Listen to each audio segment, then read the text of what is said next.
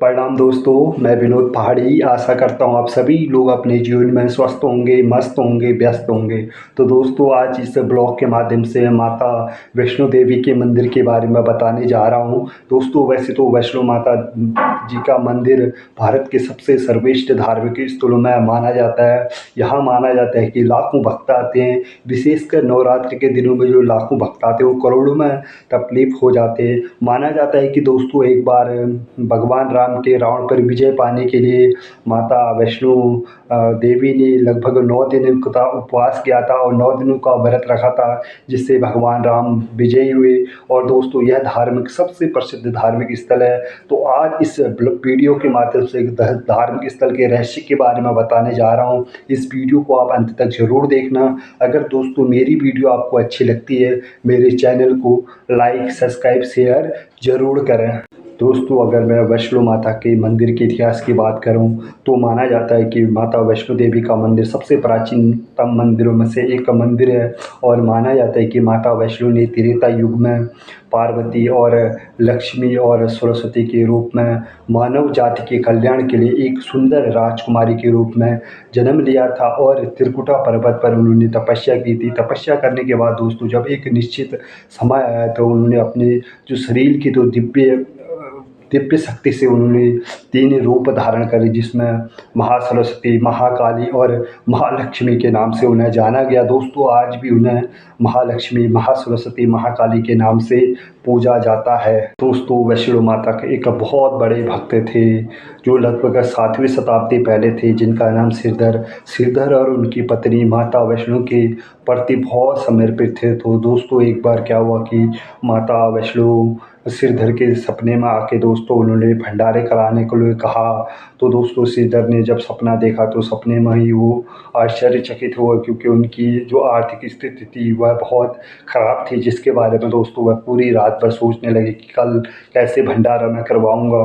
दोस्तों जैसे ही सुबह उठी, सुबह उठने के बाद उन्होंने सोचा कि सब मैं माता के हवाले छोड़ता हूँ। उसके बाद दोस्तों अपनी पत्नी से कहकर गांव की ओर निकल गए। गांव की ओर निकले तो गांव में जितने भी सारे घर थे, गांव के लोग थे, उनको भंडारे मारने के लिए कहा। और रास्ते में एक बाबा भैरवनाथ की गुफा पड़ती थी, तो बाबा भैरवनाथ को भी इस चीज़ को लिए कहा।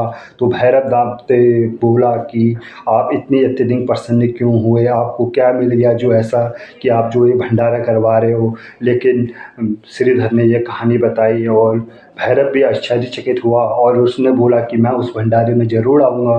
तो फिर श्रीधर ने उस भंडारे में अपने घर आए। घर आने के बाद दोस्तों जब भंडारा का आयोजन किया तो भंडारे में कुछ चीज़ें ऐसी थी जो नहीं थी और कुटिया बहुत छोटी थी, जिसके कारण दोस्तों एक उन्होंने देखा कि एक कन्या माता का रूप धारण करे उनकी कुटिया की ओर आ रही थी। और कुटिया उनकी इतनी बड़ी हुई थी, जितने भी लोग आ रहे थे दोस्तों कुटिया बढ़ते जा रही थी, बढ़ते जा रही थी।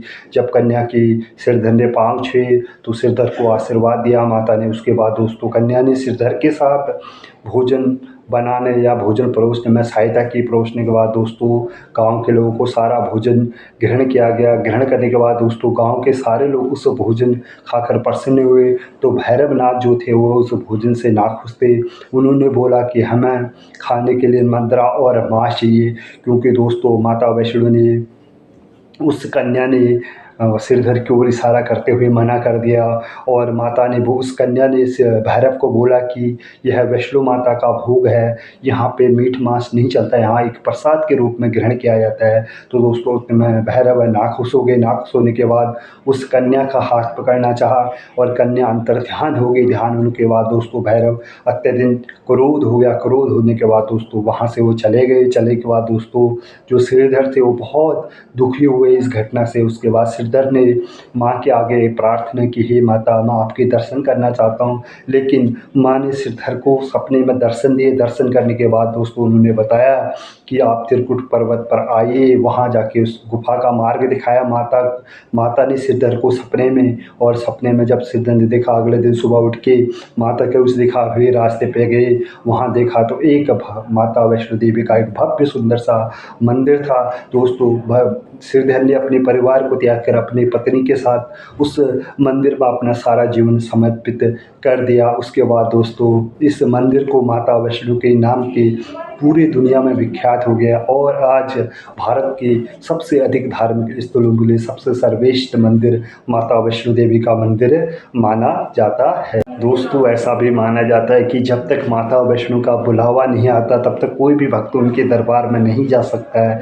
चाहे वो छोटा हो, चाहे वो बड़ा हो, चाहे वो जवान हो, चाहे बूढ़ा वृद्ध व्यक्ति हो या फिर जो ज्ञानी हो चाहे अज्ञानी भक्त हो, कोई भी भक्त हो, माता का जब तक किसी का बुलावा नहीं आता है माता रानी का तब तक कोई भी भक्त अपनी मन की इच्छा के अनुसार माता वैष्णो के दरबार में नहीं जा सकता। जब भी माता का बुलावा आता है दोस्तों तभी माता के दरबार में जा सकते हैं। दोस्तों गया तो मैं भी नहीं हूँ, बट आज की इस वीडियो के बनाने के माध्यम के बाद दोस्तों मैं भी वैष्णो माता देवी के दर्शन जरूर करूँगा और माता वैष्णो देवी के इस दर्शन के प्रसाद में ज़रूर ग्रहण करूँगा। दोस्तों माना जाता है कि माता की रक्षा के लिए पवन पुत्र हनुमान भी थे।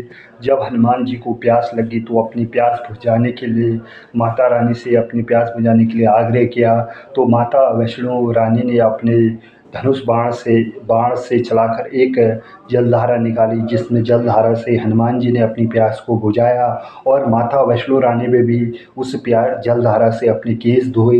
दोस्तों केस धोने के बाद दोस्तों माना जाता है कि जो आज जो जलधारा है उसको एक बाण गंगा नाम से जाना जाता है और माना जाता है कि जो भी साधु या संत या भक्त जो भी इस गंगा में नहाते हैं उनके सारे दुख दर्द या फिर थकावट दूर हो जाती है। दोस्तों इसी दौरान माता वैष्णो ने एक गुफा में लगभग 9 महीने की तपस्या की और वहाँ भी भैरव नाथ ने उनका पीछा किया। दोस्तों एक बार क्या हुआ, जब माता गुफा में तपस्या कर रही थी तो भैरवनाथ आकर माता की गुफा में जाना चाह रहा था, बट गुफा के बाहर एक साधु बैठे थे तो उन्होंने माता रानी के इस गुफा में जाने से भैरव को रोका।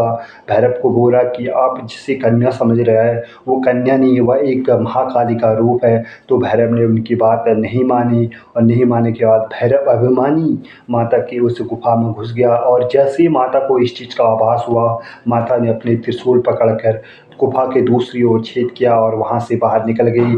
जैसे ही माता बाहर निकली तो उन्होंने कन्या बाहर निकली तो उन्होंने एक माता के रूप में धारण कर लिया। धारण करने के बाद दोस्तों फिर भैरव भी वहाँ बाहर निकल गई। बाहर निकलने के बाद दोस्तों माता का पीछा करने के लिए फिर बाद में उन्होंने हनुमान जी का सामना करना पड़ा। हनुमान जी ने भैरव को रोकने का प्रयास किया और फिर भैरव ने हनुमान जी को ललकारा। ललकारने के बाद दोस्तों हनुमान जी और भैरव के बीच में युद्ध होने लगा।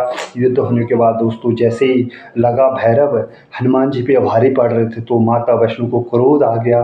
क्रोध आने पर दोस्तों माता वैष्णो ने भैरव को ललकारा और ललकारने के बाद दोस्तों माता वैष्णो ने अपने त्रिशूल से भैरव के गले को काटकर लगभग 8 किलोमीटर दूरी पर त्रिकुटा पर्वत पर जा गिरा। जा गिरने के बाद दोस्तों भैरव को माता का उस भैरव को अपनी गलती का एहसास हुआ।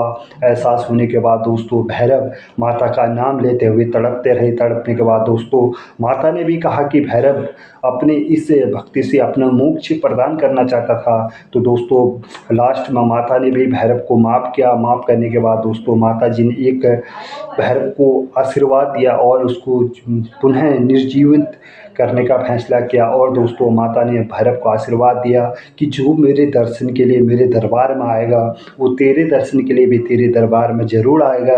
अगर मेरे दर्शन के बाद तेरे दरबार में जो नहीं आता है उसके दर्शन अधूरे माने जाएंगे। तो माता वैष्णो ने कहा भैरव को मेरे दर्शन होंगे तभी तुम्हारे दर्शन होंगे और मेरे बिना तेरे दर्शन अधूरे माने जाएंगे। तो दोस्तों इसी कारण आज भी लाखों भक्त जब माता वैष्णो रानी की दर्शन करने के लिए त्रिकुटा पर्वत पर जाते हैं तो वहाँ से लगभग 3 किलोमीटर दूरी पर स्थित भैरवनाथ मंदिर है। वहाँ भी भक्त अपनी हाजिरी लगाने ज़रूर जाते हैं जिसके कारण उनकी यह तपस्या पूरी मानी जाती है। तो दोस्तों आज की वीडियो यही थी और यहीं इस वीडियो को मैं समाप्त करता हूँ और आशा करता हूँ आज की मेरी वीडियो आप सभी को पसंद आई होगी और अंत तक आप इस वीडियो को ज़रूर देखा होगा।